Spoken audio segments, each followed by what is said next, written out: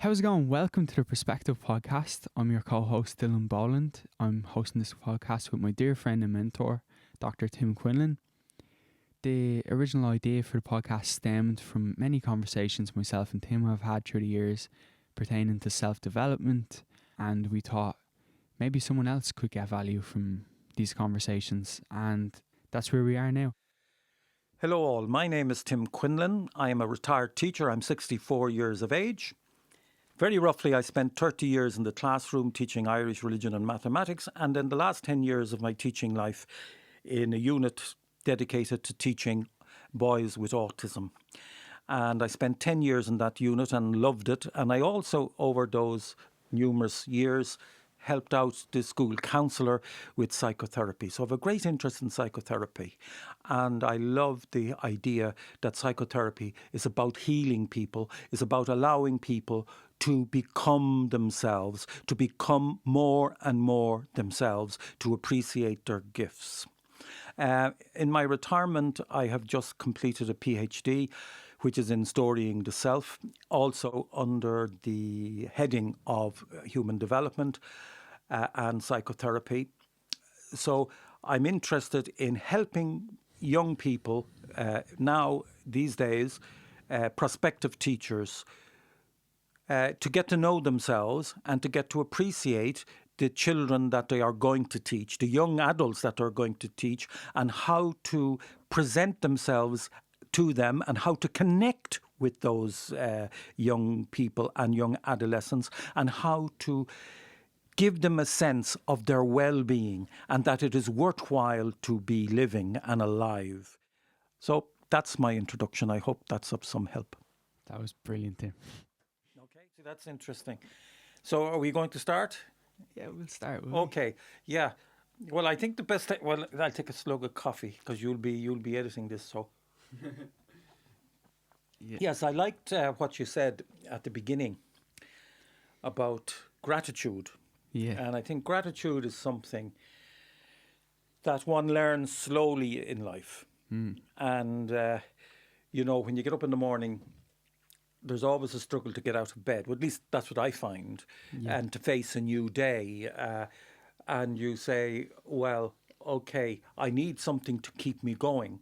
And when I get up, I realise, Jesus, look how much I have going for me. And there's so many people who don't. They don't have the luxury, say, of a house, which I have a luxury of a house. There's a lot of people who are homeless. Yeah. And not homeless in the sense of living on the streets. When I was a kid, you'd think of homelessness and you'd think of the winos that were down by the canal. But these are modern people who actually have jobs who are homeless.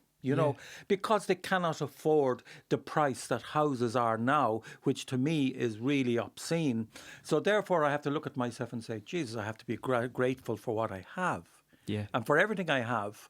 Now, I don't want to talk too much, but I always talk too much anyway, so that's... That's the point of the podcast.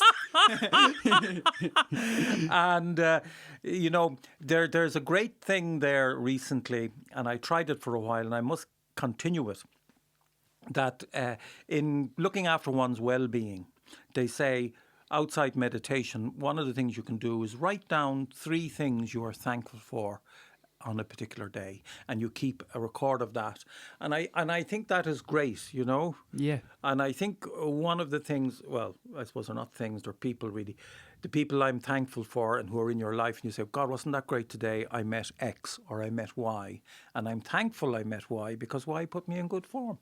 You see, life is difficult and very difficult, and we have to make the choice to be positive. And I think that takes time. Like, for instance, before I came out here, just I said, well, okay, what will I do? I had a 15-minute meditation, and then I went and had a shower, and then you communicated with me. And I felt in good form. Then someone else communicated with me on WhatsApp. And I was delighted with that too, because there were 2 communications, and I said, oh gosh, there's 2 people who want to interact with me. And there's 2 things to be really thankful for. Yeah. Or to be thankful just to be actually here. Yeah.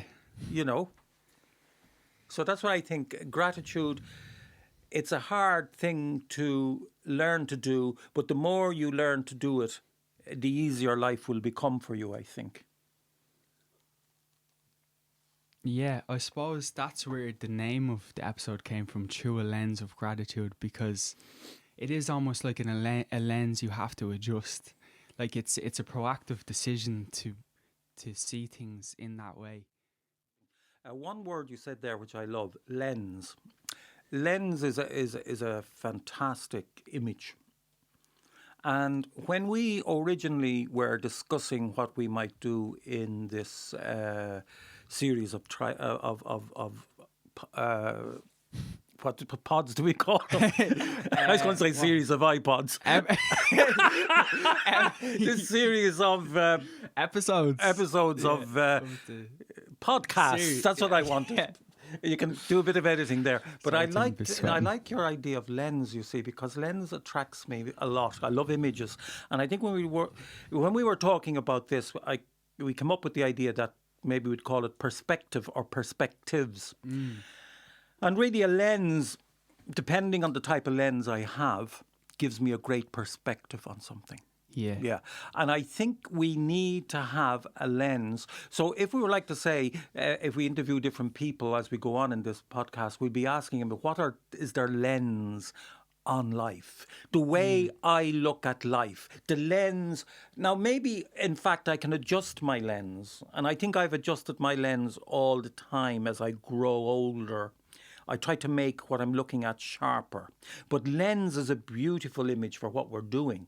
And I think if we get other people to talk on this. So today we're looking at a lens of gratitude. Yeah, I think that's marvellous, Dylan. I just think that's marvellous. I love that image. And again, you're talking about you got a lens from Epictetus when you went to Greece. That was great. So you went to Greece. Did you go on your own? No, I went with family. It was a good experience. Yeah. Lovely. But I actually spent a lot of the time over there on my own, like doing my own thing, you know. Okay. But it was funny, in the moments on my own, it was when I felt the most grateful, when I could remove myself from. It's like the old saying of like you don't know what you have till it's gone, but I suppose not in a morbid sense, but you can actually make yourself more grateful by removing yourself from things that you take for granted. Like you can, like when you take a break from your family or from work or from meeting up with friends or from even time alone, whatever it is that you just step away from, you actually begin to realise what it is you stepped away from or something. Yeah, and to keep with the idea of lens, you sort of pan the camera back or draw the camera back to take in the whole view. It's a wider perspective. It's a wider perspective, yeah. So your image of lens is fantastic. So anyone listening or about to listen to this podcast, I've got the word right at last, anyone about to listen, that they will know that this is about getting a lens or getting a perspective on life, sharpening up your perspective on life. And as you say, when you draw back, as you did in that position you were in Greece, you said, well, no, I want to be on my own. And then you got a different perspective, a broader perspective. So to return to the idea of the perspective of gratitude, I think that is so important. I'll give one example I was using with a boy I was working with. I suppose for the listeners, it'd be no harm to say that I've spent some time in counselling myself, but I became a counsellor, a part-time counsellor and part-time psychotherapist in my school. And I remember one boy, now I won't name him, in fact I can't even remember his name, but that's neither here nor there, came to me suffering from depression. And I just want to go through the idea of gratitude.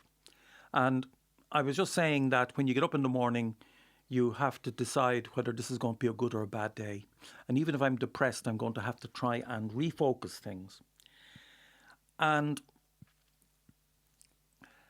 one thing I got him to do to refocus or to get a perspective or to get a new lens on things, I said to him, okay, I want you to buy a present for your little sister. He said his little sister was the most important thing in his life. And then he said, I want you to buy a present for yourself. And I said, now he came back and he did it. I did the experiment and it was a success because he thought about it. He bought his little sister a cuddly toy and he bought himself a pair of boxing gloves because now he was going to train and he was going to work on himself. Now, I think my idea in getting him to do that exercise was to show some gratitude for himself and gratitude for his little sister. And I think that's why I like the topic of today's podcast, which is gratitude. And he learned, and he said, yes, she is the most important thing to me and I'm going to show it. But then that I also am important too. My own presence is a gift to me, you know. And I think it's very hard to have gratitude for ourselves. And I wanted him to do the two things together. That if I have gratitude for myself and everything I have, I'll have gratitude for other people. So I think, so that's an example of where I felt gratitude. I could teach someone to have gratitude for themselves. Anyway, as time went on, I was working on his depression, and his depression lowered, which was great. Anyway, but there was a bit of gratitude there that we could come in. We could find something to be grateful for in our lives, even though we can be depressed. So do you think that's something that helped him? Yes, I do. That exercise? I think that exercise definitely helped him, yeah. And some years later, he brought me for coffee. So he must have had. He actually now, believe it or not, has his own. He's a gym. What do you call these guys? Instructor, personal trainer. Oh yeah. That's what he's doing, and he has quite a nice little business for himself. So I'd like to feel that I was partially responsible for his realizing that he had this gift and that to be grateful for it, you know. It's funny, another book I read recently that I was telling you about was Jordan Peterson's 12 Morals for Life. Yes. And the last chapter is called Be Grateful in Spite of Your Suffering.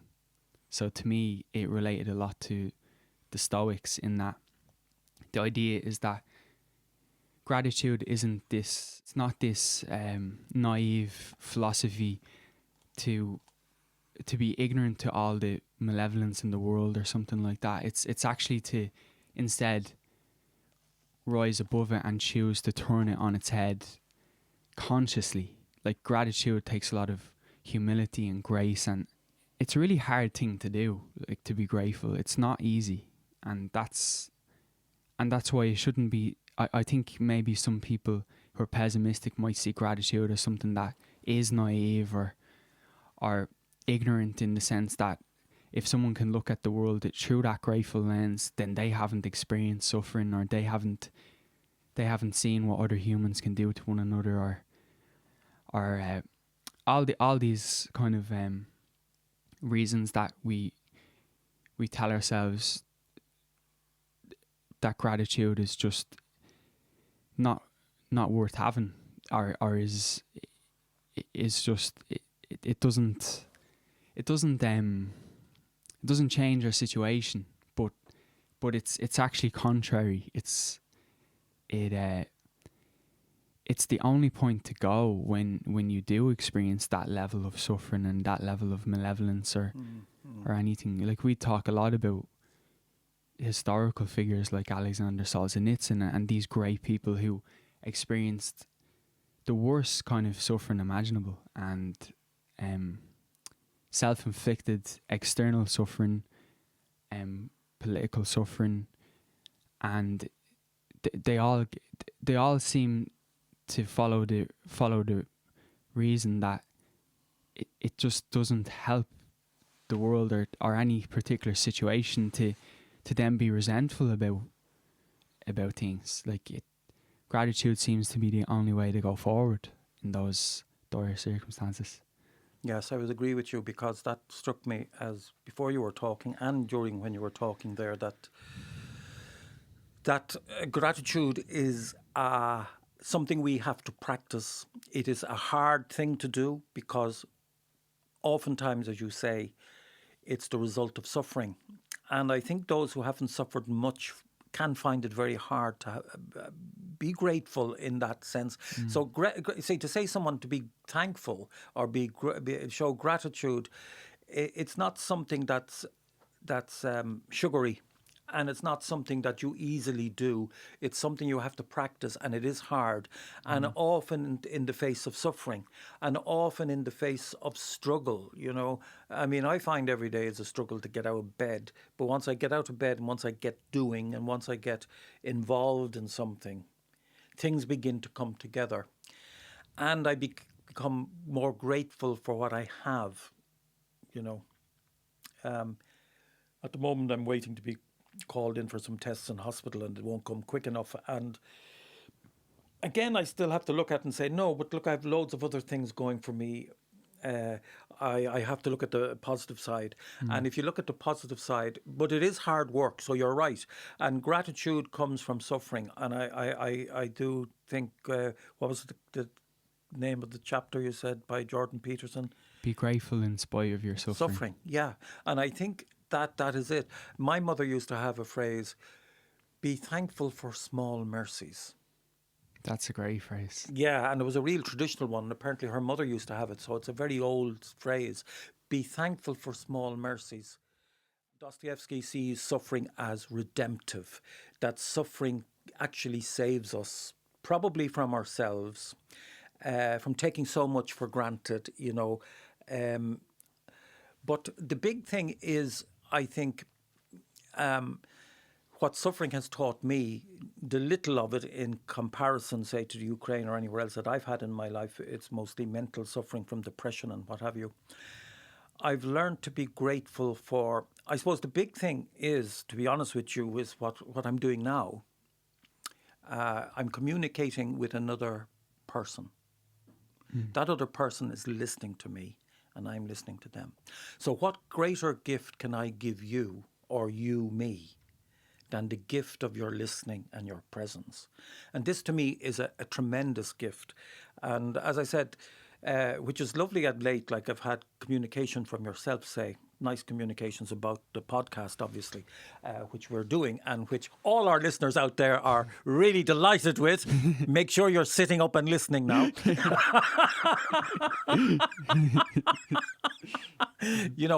This idea that the value of another person, I had, strangely enough, like people I've had, we were talking about gratitude, I've had little contact with, but now huge contact, because of something I said or something I did or something, how I helped them, One guy recently contacted me all the way from Spain and talking about some artistic exhibition he's going to do, and he's going to use one of my something I have written for it and that, and he gave me sent me a few lovely texts.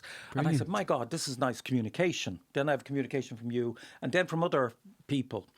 And the gift of communication, for instance, that really deep listening and not making I know I've listened to a lot of podcasts and they're funny and that type of thing, but I just sometimes wonder how much communication is going on, say, the level we're doing now here. Yeah.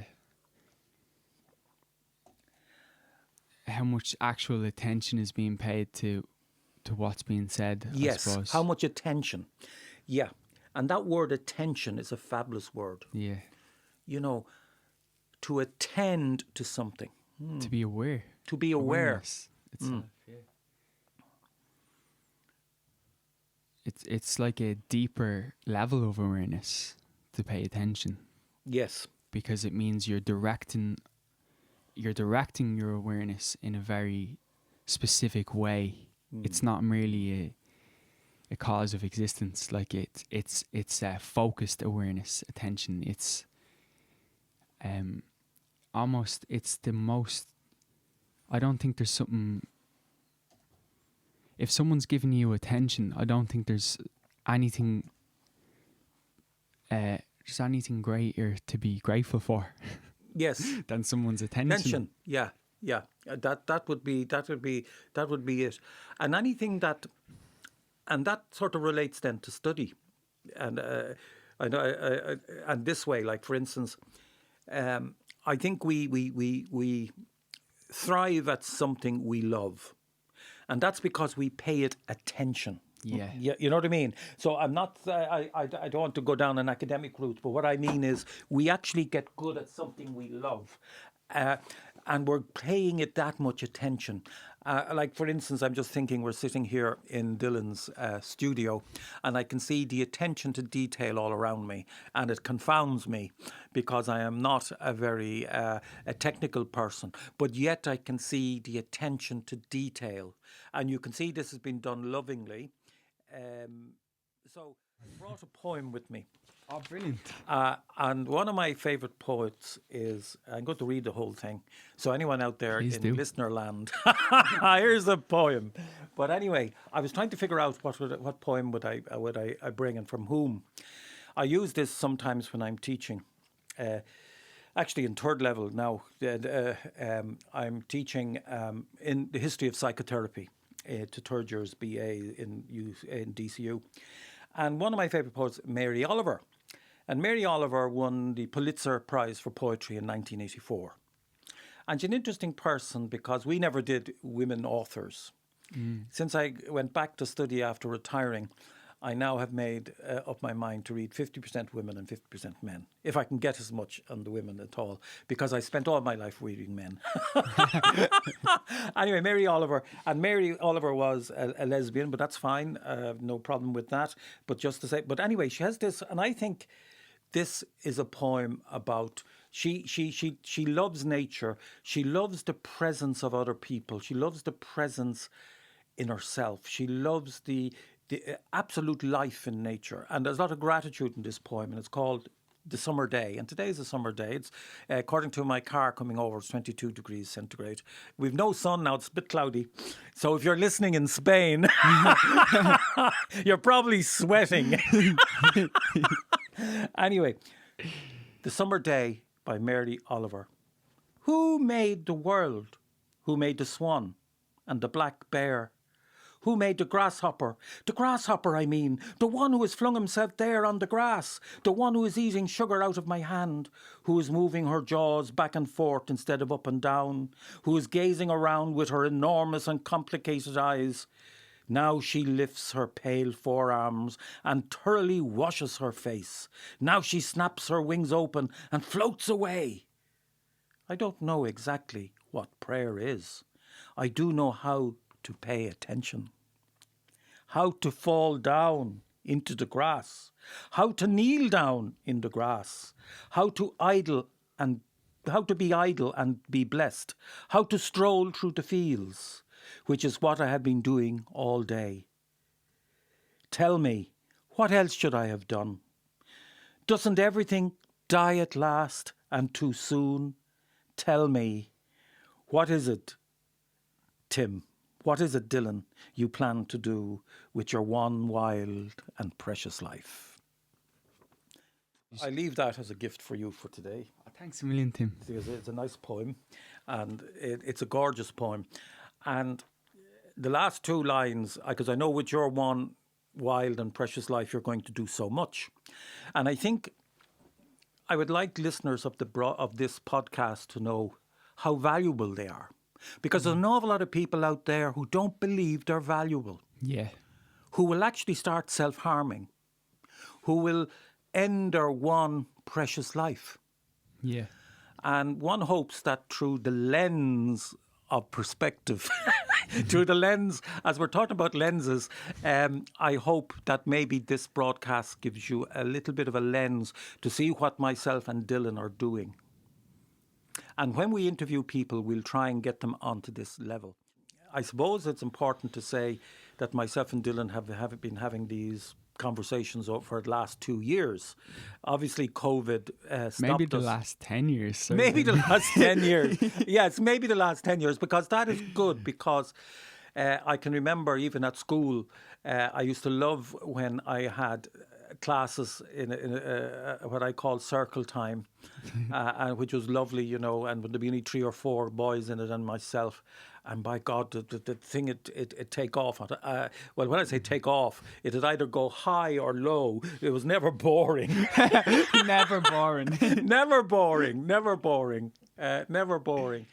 Not that this is going to be a mental health podcast. It's going to be one that'll help people, help others to give what their handle is on life, what their skills are, how they have handled their life, I suppose, how they have put it together, how they get through it and help others get through it. I don't know, is that what we're about? What do you think?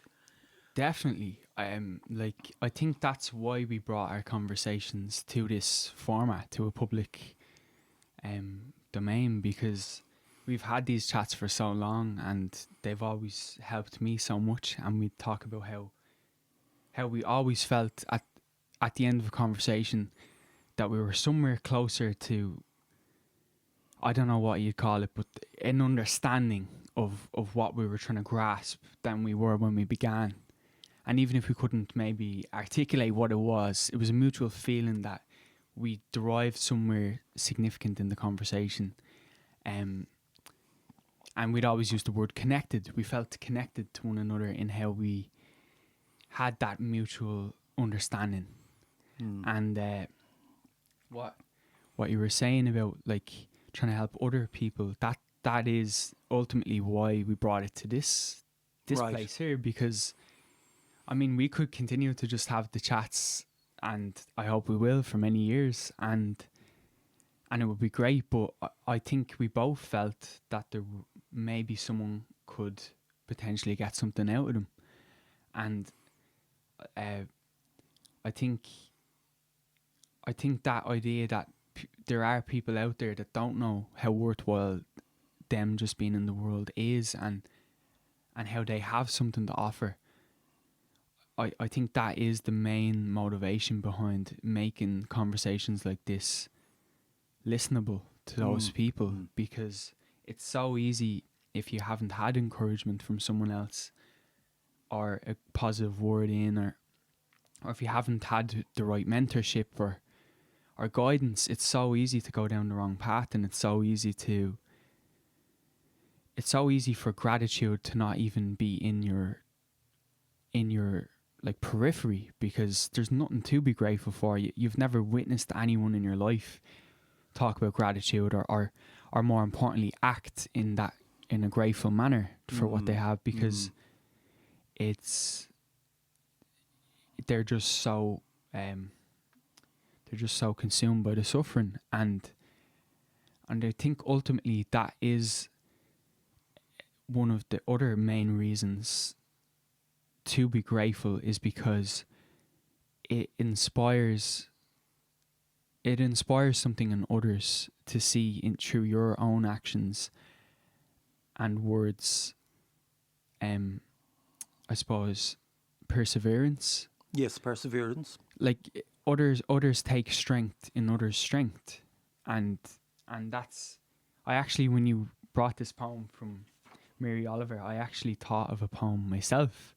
Okay, go ahead. That I wouldn't be able to recite the whole thing, but the end is the most significant in that sense. Well, that's all better. And it's a poem by Robert Frost, who I love. And it's The Tuft of Flowers. Okay, I don't know the particular poem, but go ahead. The end of the poem goes, "Feel a kindred spirit to my own, so that henceforth I worked no more alone. But glad with him I worked as it with his aid, and weary sought at noon with him the shade, and dreaming as it were held brotherly speech with one whose thought I'd not hoped to reach. Men work together, I told them from the heart, whether they work together or apart." That's lovely. Yeah. That's lovely. Yeah. Robert Frost, all of his poems are his poems centered are around fantastic. gratitude. They are. They're fantastic. He's one of my favourite poets too, I must say. He has some fantastic poems.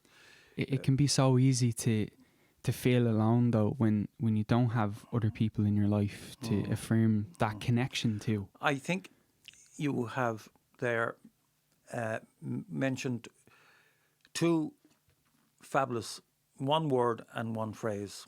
The word that I think I would want the listeners to know, and you've mentioned it, connect. In other words, they're sitting there and they can't make a connection with somebody. How lonely that is. We have to learn to connect with others. And this whole sense of belonging, and I just notice here in this fabulous studio, there's masses of connections. All the wires. All the wires. There's connections everywhere. So Dylan is a person who knows about connections. So do please plug into our podcast. Actually, we can laugh as well as cry. Let's hope we don't do too much crying, but we can laugh as well. So I would hope that the listeners would learn to connect. And I think that's one of the things I tell the students before they go out teaching. When you go into a class, the most important thing is to connect with them. Not to teach them, it's to connect with them. And if you can connect with them personally, you have it, you have them. And you can teach them anything. But connecting it's an art and a skill, but you can learn it. You can learn it. And I think I would like to feel that people out there would connect. Now, there was another phrase that struck me from the poem you read. Remind me of the poet's name again. Robert Frost. Robert Frost, thank you. It's my old... being 64 now, my brain cells are a bit addled. Well, maybe not. Sometimes they spark. But he says, kindred spirit. And I think that's two important things in that. To realise that myself and Dylan are kindred spirits. And I can honestly say there's at least 5, 6 other people whom I know that are kindred spirits, that I can sit down with them and talk at a level without, I've given up going to pubs like when you're in the young day, you go in and all the boys are lads and hasn't she a lovely arse and this shite. We'll probably edit that out, I don't know.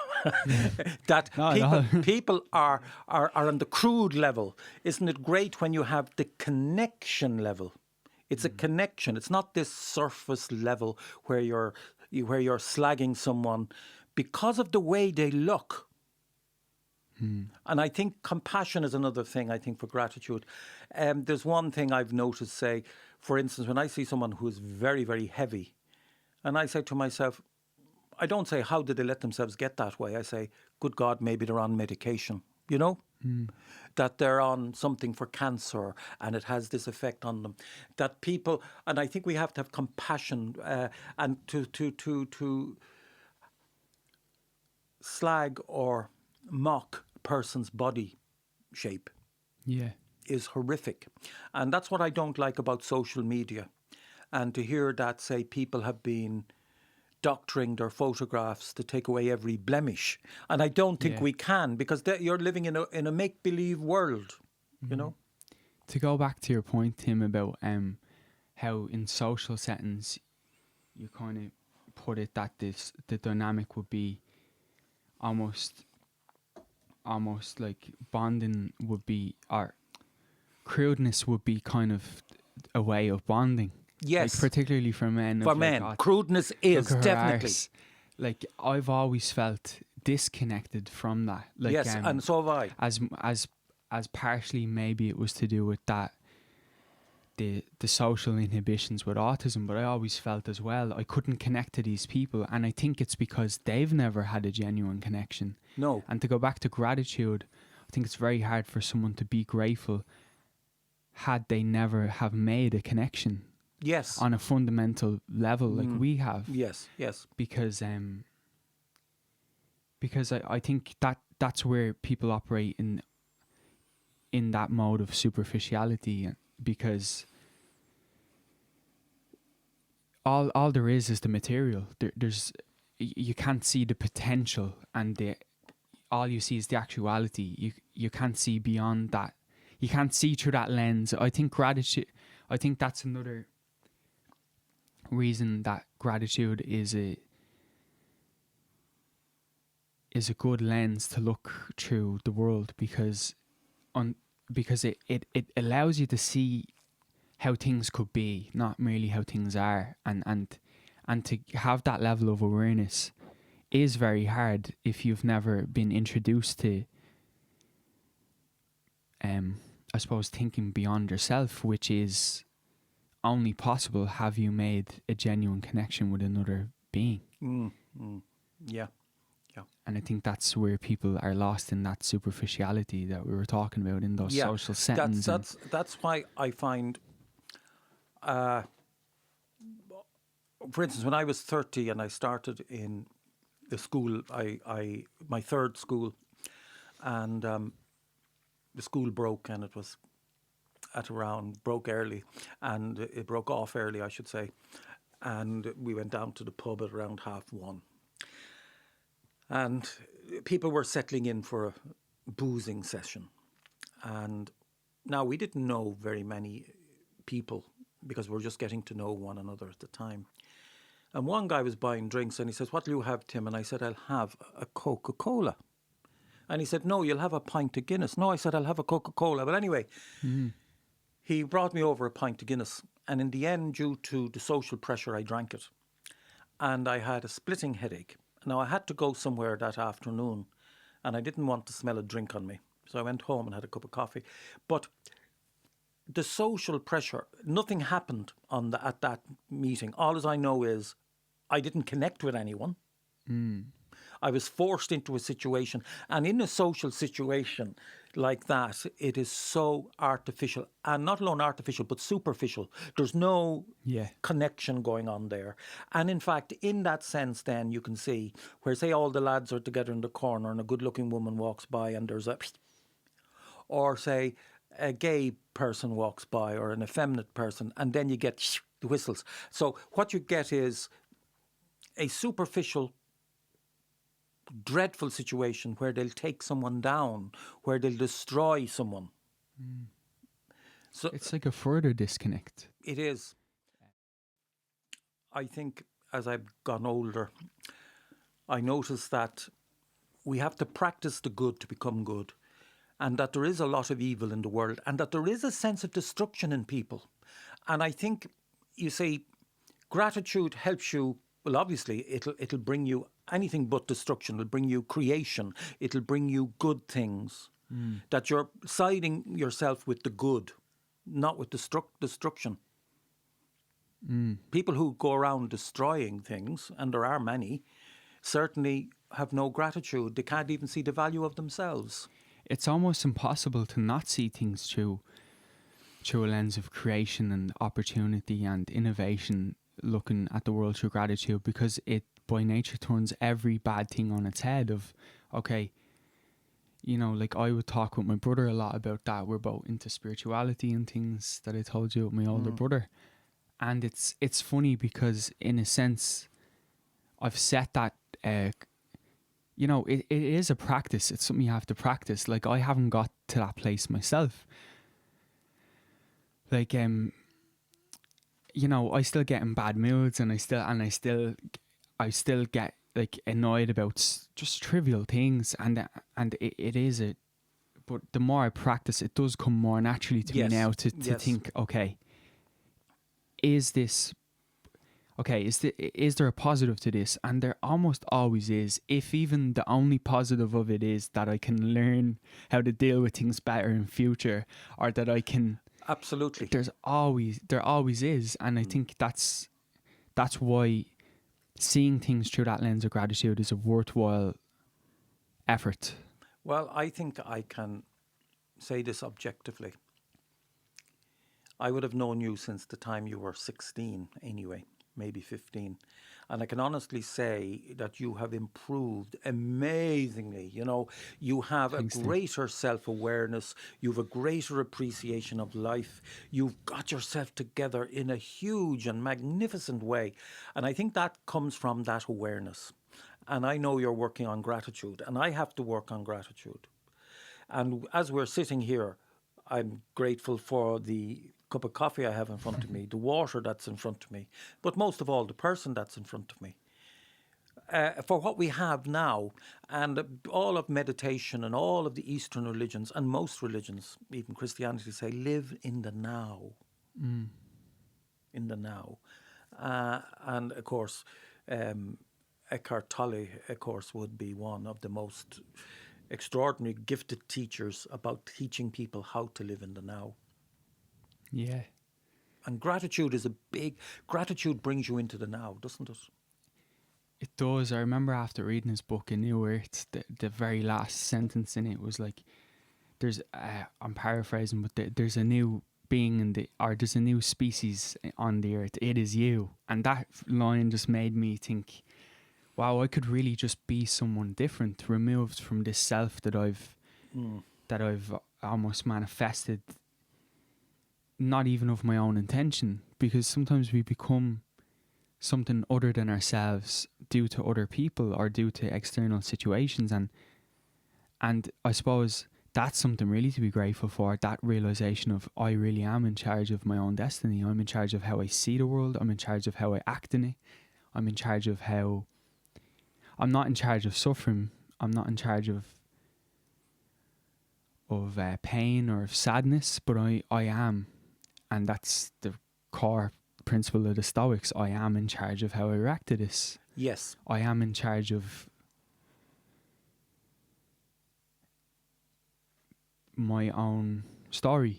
Yes. Which is something we talk a lot about. Yeah, absolutely. And I think there is a modern therapy called cognitive behavior therapy, and it's based completely on Epictetus and the Stoics. It's all about what I can control.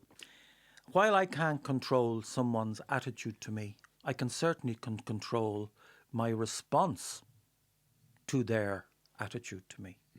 That I can control me. And I think that is a brilliant thing. I see you have a book there on Epictetus. What's it called? It's Discourses in Selected Writings. Okay. There's actually something to what we're talking about how you react to things. If I could read it out. Oh, maybe, yeah, absolutely. If I could find it. It's actually... Well, take your time, sure. Right. The beauty of this is we can just edit it all out. You know, that's the beauty of it. You know. So there's actually something in here from, I don't know if you've heard, Tim, of Diogenes. I have. But he's actually a cynic. That He's a cynic. He lived in a barrel. Yeah, he said to Alexander, the great emperor, said to him, "Can I do anything for you, Diogenes?" And he says, "Yes, you can. Stand out of the light." This is where I am. So this is something I took from this book. So the emperor says to you, "Remove your broad hem." "Very well, I'll wear that narrow hem."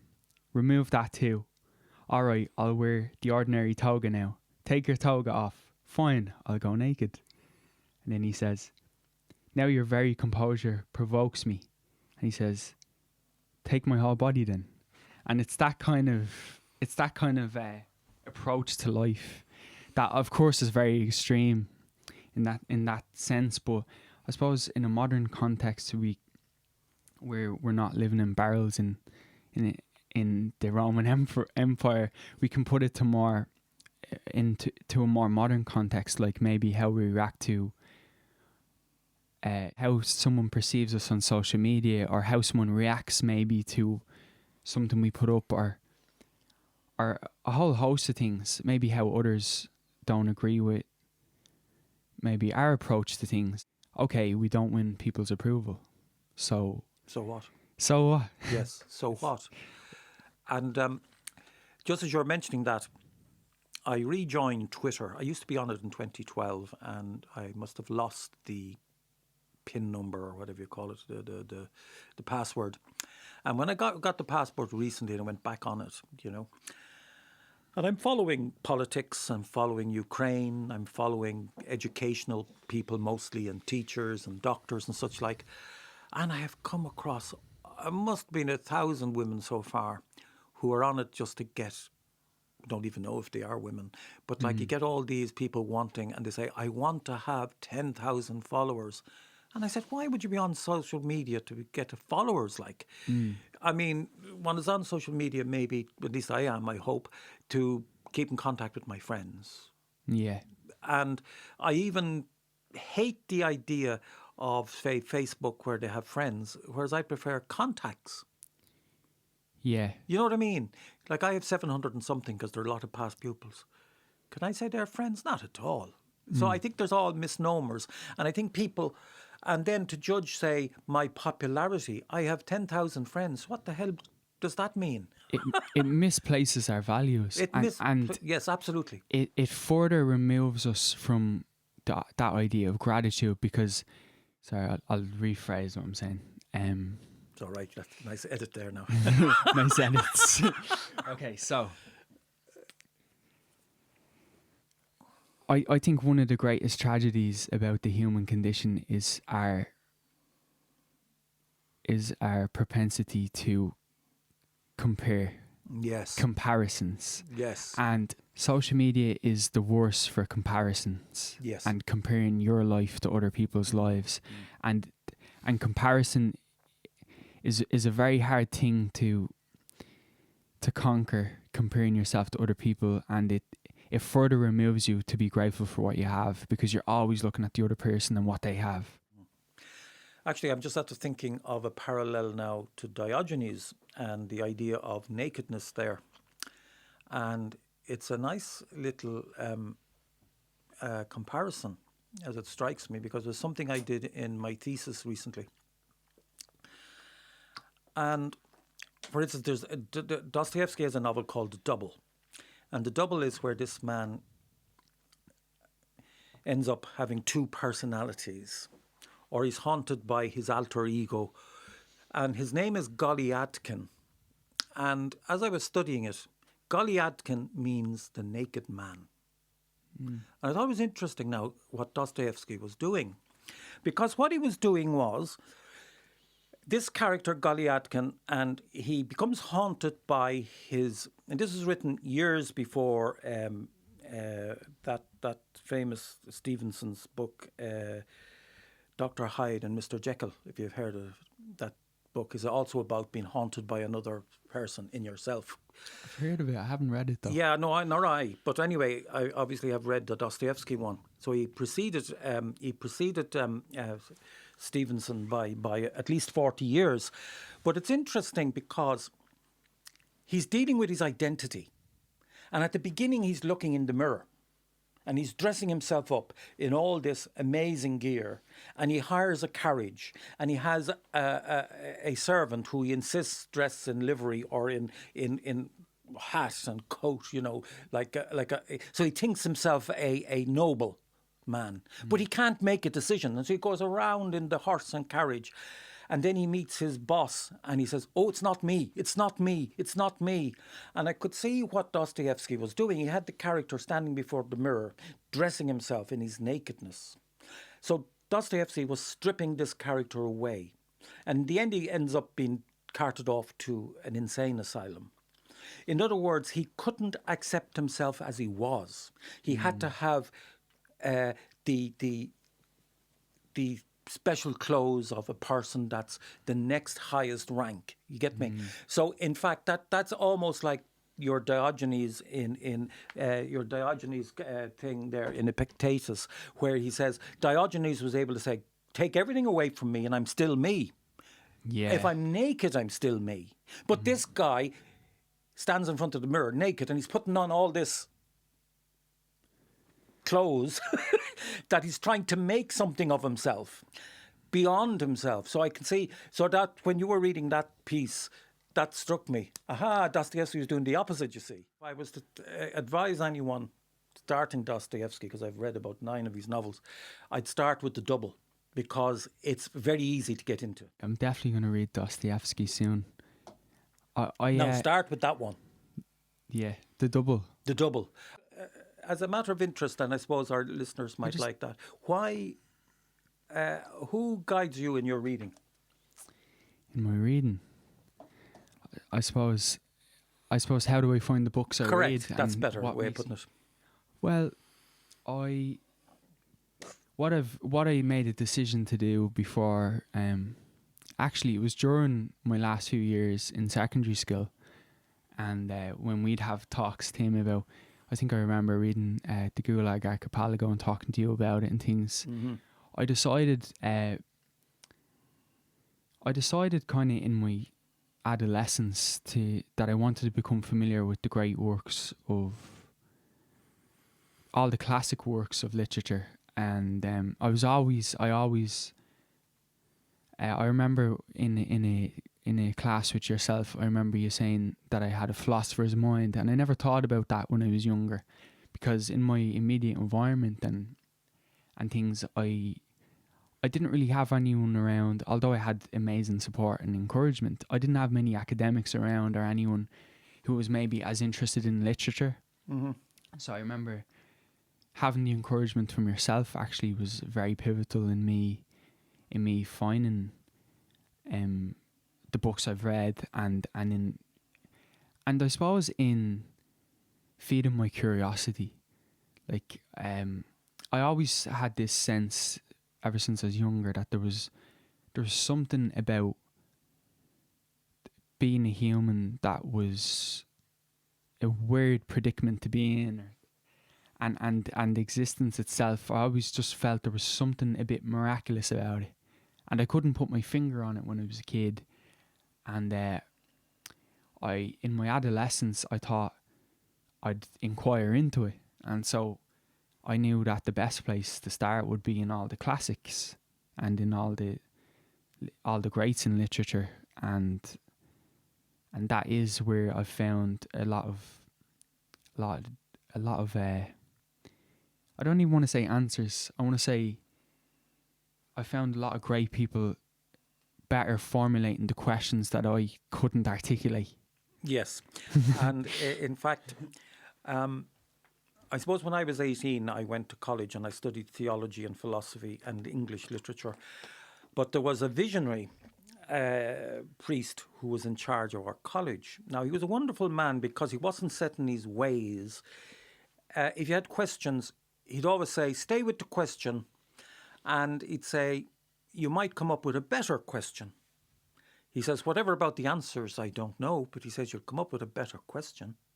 And he says, most people will leave here with more questions than they came in with. And he says, that's the way it should be.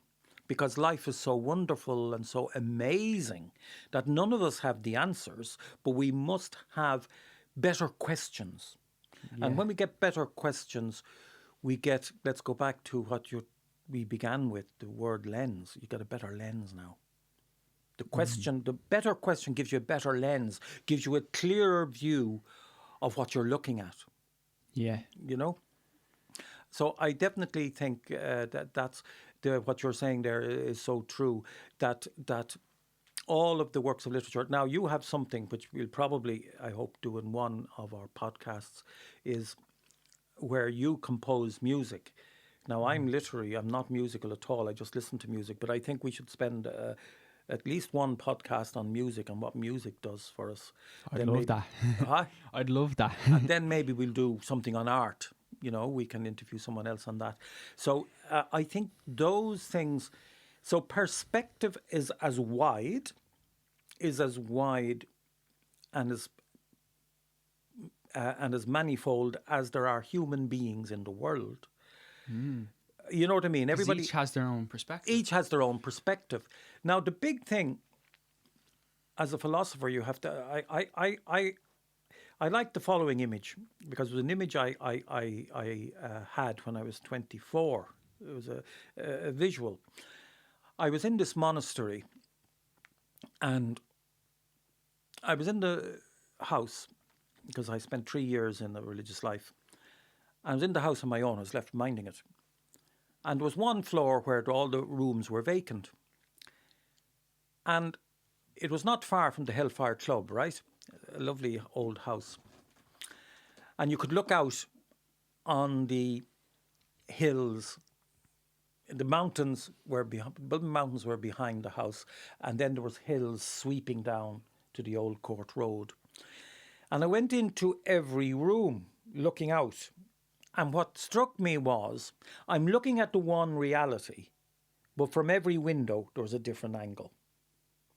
And that to me is perspective. That, in other words, I think we have to be careful. For instance, like with my psychotherapist hat on, I've come across people who have schizophrenia who really don't see the reality that the rest of us are seeing. Yeah. because that is the definition of schizophrenia, where the borderline between reality and imagination have really broken down, and there's hallucinations and all that. But say when we're all looking at the one picture, I think that is reality, when we have agreed among ourselves this is reality, like, you know, and then we can all have different perspectives on it. But I think we're looking at the one scene. Let's hope. We have to convince them to look through as many lenses as possible. At least that's I would hope. Yeah. Or to at least respect another person's Correct. lens. Now that's what you've said there is very good. To respect another person's lens. Yes. I suppose that's something to be grateful for. The fact that everyone has a different lens. Yes. Like, I actually, if I can say, one organisation I'm part of is called GAIL, the GAIL Autism Services. Right. And a guy I work with there, a lovely guy, just made the point the other day after he was kind of telling me how he was grateful to be working with all the lads in there, you know, who had autism, and we're on varying parts of the spectrum, and but they're all individuals. He recognised they all saw things through a separate lens, Right. and there was obviously some correlation in that we all have a similar mind and similar difficulties in our faculties, but everyone has their own lens, despite their differences and their commonalities. But he one thing he was grateful for was that he got to meet all these people with all these different lenses to look at things. That's in a very neurological point of view. There's literally different brains going on in how we interpret the world, with the autistic brain and the non-autistic brain. But to be embrace both of those realities, to me, that's almost the epitome of what gratitude entails, or what it means to be grateful. And that's something actually that I've discovered from yourself as well, Tim. Like, I'm very grateful that in many of the ways that I've got to the place I am now, I definitely wouldn't be the same person I am if I hadn't had those conversations with you when I was younger and had that guidance. Well, I'm very grateful for that. Well, that's great. That's great to hear, and I'm grateful for the fact that you said it.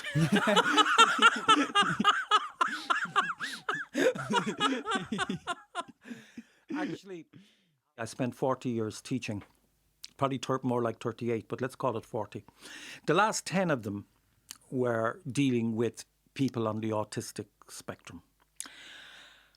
And I can honestly say I learned more about myself and about life through working with in that context.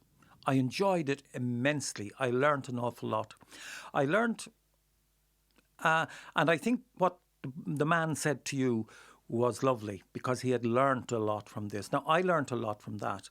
Like, for instance, now, I cannot see you as... I hate all this political correctness. I go to Blinken things, and I'd say, I've so many autistic boys. Oh, you can't say that. No, it's person with autism. And I said to myself, oh my God, that used to drive me mad, because I'd said, okay, what's the fucking difference? What's the difference? you know, it's just unbelievable stuff, right? Now, what I decided, although I trained as a special ed teacher, and what I liked was I used my own gut instinct. For instance, with you, I could see, here's an interesting mind. You get me? And it doesn't surprise me that I said to you, you have a philosopher's mind. Now, that would mean, to me, this guy is interesting and I can work with this guy, right? Now, how far... You see, you talk about neurotypical, and you talk about... you don't like that word. I don't like it either myself. But we need to have some sort of terminology to work. I would say then, if I can find go back to the word we started with, connect. See, I knew I could connect with you. The philosophy thing was important to me because here's a guy who's asking same questions I'm asking, and I can engage there. You get me? Yeah. So now I know I've made that connection. I've now made the connection with you, you see, and I still have the connection. So I think those are the instinctive things we must teach people to have. Teaching them how to connect. I think that's why I love Robert Frost's poetry so Because you much, to connect. go back to that, because it's all about connection. Yes. And it's funny, it's about connection in isolation. Like, Oh, that's the yes. theme of Tuft of Flowers. It's like, Yes. hence I feel no more alone. And it's about this person that he didn't personally know, but he saw through his actions of taking care of nature. And I forget the whole poem, but like, he, beside a reed by a brook, he sees basically that a person had walked through this place where he was and took care in handling the nature around him. And he never met this person, but he felt connected to them by their gestures. And that's why I think it's such a lovely poem, because I think at the start of this conversation I mentioned over in Greece, where I found the most gratitude was in isolation. Okay. It was in acknowledging that connection that I had. And sometimes it's funny because like, I'm sure after this conversation I actually feel very grateful right now to be having this conversation, and I feel connected. But I'm sure it'll mean all the more to me later on, or tomorrow, or next week, when maybe I'm having a bad day and I'll just turn around and remember that great conversation you had with Tim. Yeah. And I think, let's go back to this idea of connection. When you first mooted the idea of having a podcast, I liked it. And it was around in my head for the last year. And again, it was the idea, and I think you had it as well, that while we were talking, there was something worthwhile going on. And wouldn't it be nice to connect with a bigger public? And I think that's a nice idea, that we can connect with someone out there and will help them to, I suppose, shape their own destiny, because you used the word destiny already, to shape their own destiny. Now, I came across, when I was doing my thesis, an interesting thing, and I'm doing storying myself. And one of the things that I came up with, or discovered, was by an English philosopher, Mulhall, a fellow called Mulhall. He's a very, very clever fellow.